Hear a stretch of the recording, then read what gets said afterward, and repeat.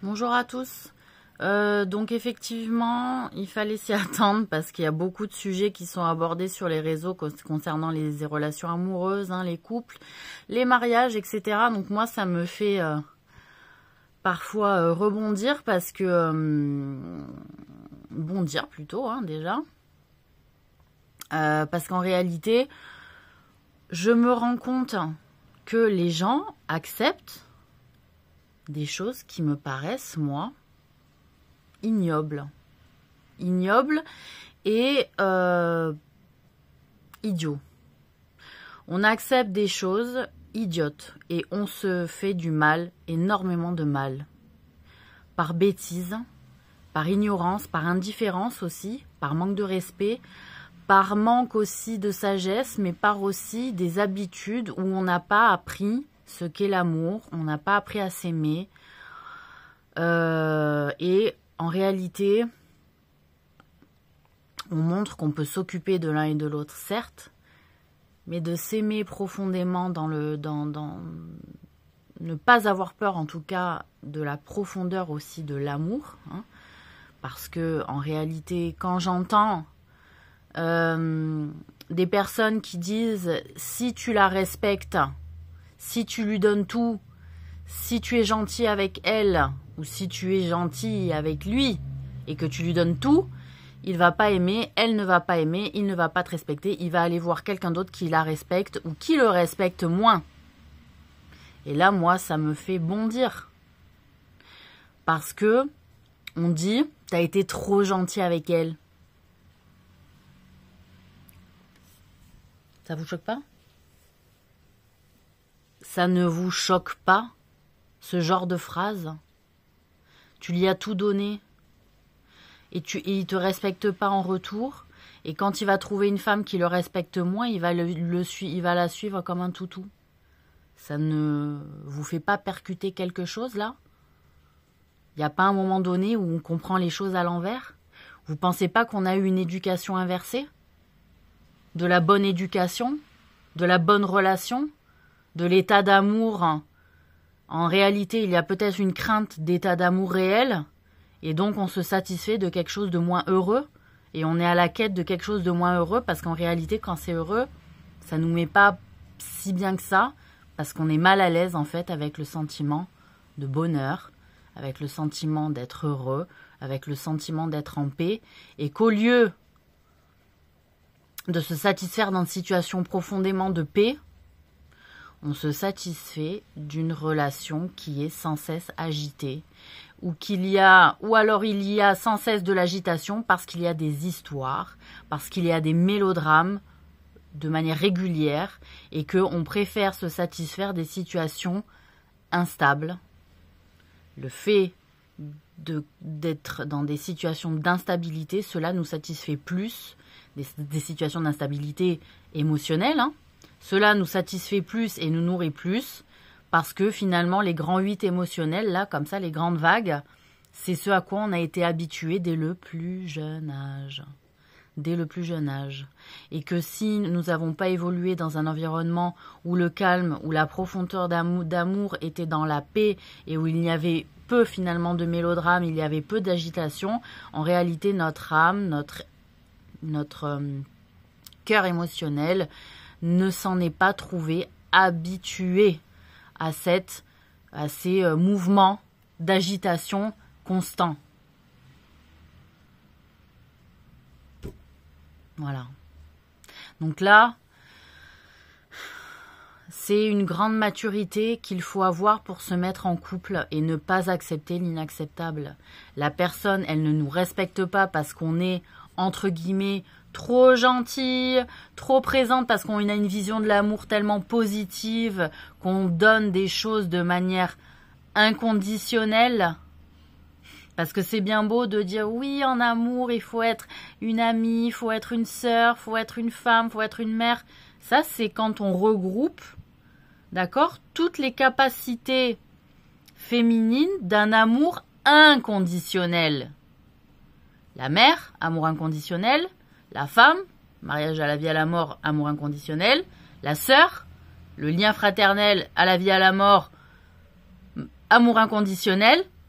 Et l'amitié, normalement, amour inconditionnel, d'accord? Donc vous demandez de regrouper en une personne toute la capacité d'amour inconditionnel. Hein, donc ça veut dire vraiment inconditionnel. Mais alors plus. Et vous n'en acceptez pas la réalité? Vous n'en acceptez pas les termes de cet amour inconditionnel envers vous? Il y a une contradiction. Il y a une incohérence. Vous n'êtes pas capable d'encaisser le bonheur, hein, la paix qui va avec cet amour inconditionnel, mais inconditionnel dans le sens où c'est pas sans condition de respect. Inconditionnel, c'est-à-dire pas sans condition de retour sur condition de la femme. Puisque le mariage, il y a des conditions de la part et d'autre, de l'homme et la femme.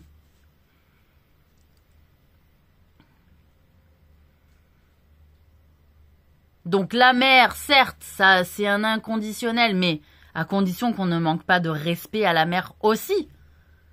La sœur, c'est pareil. L'ami, c'est pareil. C'est pas sans condition. Inconditionnel, ça veut dire je peux tout te donner. Je peux être avec toi. Je peux accepter toutes les situations dures que tu peux rencontrer dans la vie, mais pas contre moi. Qui sont contre toi, qui sont contre nous. C'est ça, inconditionnel. Voilà. Donc, il faut quand même se rendre compte que des personnes qui vous donnent le conseil de dire t'as été trop gentil, il faut que tu le sois moins, parce qu'il va partir avec une personne qui le respectera moins, qui sera moins gentille. J'ai envie de dire, vous êtes face à quelqu'un qui est immature émotionnellement, hein, qui a peut-être baigné dans un environnement émotionnel de vagues, de grands 8 émotionnels, et qui fait que la stabilité comme ça émotionnelle, il n'est pas forcément habitué, il a besoin de mélodrame pour ou d'agitation en tout cas pour se sentir dans un environnement rassurant qu'il connaît finalement. Et la paix aussi du couple, la paix du bonheur. Et il y a en réalité, il y a des gens qui dans le concept le recherchent, mais dans les faits ont beaucoup de mal à vivre avec ça. S'ennuient, hein, là-dedans aussi. Donc, ils ont besoin de ces agitations émotionnelles qui font qu'il va toujours y avoir des petites histoires qui vont nourrir le quotidien. Hein? Donc, tout ça, c'est des profils psychologiques, hein, on appelle ça, des profils psychologiques liés à une culture familiale aussi, liés à une éducation, un mode éducatoire de la famille, qui font qu'on rencontre une personne, on a le résultat de ce que la personne a fait elle-même avec ce laboratoire éducatif, hein, dans lequel il a baigné quand il était enfant, et qui font que peut-être ça nous correspond pas, ça ne nous correspond peut-être pas en réalité, et qu'il ne faut pas se leurrer sur les habitudes émotionnelles qui se sont inscrites en la personne et qui font qu'il reconnaît comme, on va dire, je sais pas comment expliquer, comme quelque chose qu'il reconnaît, voilà, qui est habituel chez l'autre, qui est d'une sensibilité, on va dire, commune, et qui vont faire qu'en réalité, c'est pas parce que vous avez été trop gentille ou trop gentil que vous avez été quitté. C'est parce qu'en réalité, la personne, elle est habituée à vivre dans une certaine, dans un certain niveau de prise de tête, en fait, régulière. Voilà. C'est-à-dire aussi, si vous êtes toujours vous à arrondir les angles pour apaiser la situation, pas parce que vous aimez pas le conflit, mais parce que des fois, il est inutile de se mettre en conflit. Et au lieu de rentrer dans le conflit, comme ça pourrait plaire à la personne qui a eu beaucoup de conflits dans sa culture familiale, par habitude et par repère, hein, c'est un mode de repérance pour la personne, vous n'allez pas vous comprendre. Et elle va dire, toi t'es trop, elle va essayer de trouver un défaut, de le nommer, mais en réalité c'est pas un défaut, c'est une culture familiale, une culture mentale d'éducation qui est complètement différente, et que des gens ont besoin d'eux pour se sentir exister, et qu'en réalité vous n'avez pas les mêmes besoins pour vous sentir exister et bien dans votre couple. Hein, vous n'avez pas besoin de ça pour vous sentir rassuré. Donc tout ça, c'est des lectures en disant, Ben moi, dans ma famille, ça se passait comme ça. Ouais, ok, donc du coup, ça te correspond? Ben non, ça me correspond pas parce que moi, dans ma famille, c'était comme ça, c'était grave apaisé, c'était grave la paix, il n'y avait jamais de dispute. Et en même temps, on communiquait bien et on se comprenait. Il y a des gens qui ne se satisfont pas aussi de relations où ça se comprend quand ça communique. Des fois, les gens, on a l'impression que c'est ce qu'ils veulent. Oui, ils sont avec quelqu'un qui n'a pas eu du tout la même culture familiale, où la communication, il y a eu beaucoup de difficultés. Et puis, tu as un niveau moyen de la culture de discussion, de communication qui était quand même là. Mais alors, après, tu as un niveau au-dessus de communication qui était quand même plus que là. Et qu'en réalité, là, tu te rends compte que la personne qui a un niveau de communication moyenne, si la personne, elle est au-dessus, elle va pas forcément s'en satisfaire, même si elle va apprendre de lui ou d'elle, et en réalité, peut-être ça lui correspond pas et qu'à un moment, elle va dire, ouais, bon, j'en ai marre, il y a toujours des communications, il y a toujours de la compréhension, il y a toujours d'engueulades, c'est hyper mature, etc. Mais bon, des fois, j'aimerais bien me disputer, j'aimerais bien me foutre sur la gueule, je l'ai entendu. Je l'ai entendu. Donc il y a des gens qui nourrissent aussi l'aspect où on se fout sur la gueule parce que ça met du piquant. Voilà, ça met du piquant. Hein, voilà, donc on va pas se leurrer. Donc, la mentalité aussi où je mets trop de... Je suis trop gentille. C'est-à-dire, est-ce que tu as mis tes limites, hein? Parfois, les personnes, pour fracturer ce côté un peu trop gentillé, un peu trop... c'est-à-dire je réponds à toutes les demandes de mon partenaire. Non, à un moment donné, voilà, t'as pas mis tes limites. Et alors là, c'est le manque de respect qu'on a envers soi-même vis-à-vis de l'autre. Parce que là où je préfère préciser en fait ce que les gens peuvent vouloir dire aussi dans ce genre de vidéo, c'est de dire, t'as été trop gentil, donc tu t'es fait, il est allé chercher quelqu'un de moins gentil. Mais en fait, non, c'est quelqu'un aussi, il est allé chercher quelqu'un qui peut-être communiquait sur ses limites et qui les posait, les limites en acte. C'est-à-dire là, tu m'as pas entendu, il y a une limite, je les pose. Donc si dans le couple, vous n'êtes pas capable de faire ça, sachez que votre mari va vous manger. Et c'est pareil avec vos parents, hein. Il y a des parents, si les enfants ne mettent pas de limites avec les parents, ils mangent les enfants. Hein. C'est comme les parents qui ne mettent pas les limites avec les enfants, les enfants mangent les parents. En fait, il y a une capacité chez l'être humain à manger l'autre s'il ne met pas sa limite en fait. Et de lui-même. Des fois, il y a des tas de gens qui attendent. J'attends qu'il mette sa limite de lui-même. J'attends qu'il mette sa limite de lui-même. En réalité, montrez-lui que vous lui imposez votre limite à vous. Et là, vous allez voir s'il respecte malgré tout votre limite si vous lui énoncez la limite. Parce qu'en réalité, il y en a, même si vous lui en énoncez la limite, vous lui mettez un stop, et la deuxième fois, il va pas arrêter. Donc tout ça, c'est un apprentissage du respect.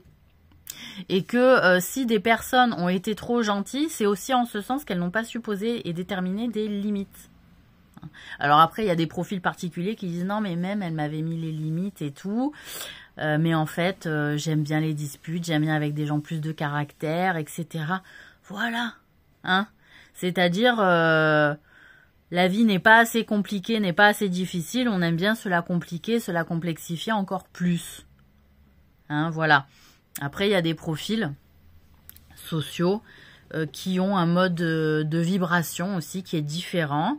Et donc, il faut qu'ils rencontrent aussi des personnes qui ont un mode de vibration à peu près identique à eux. Parce qu'en fait, c'est une question de vibration aussi dans les énergies.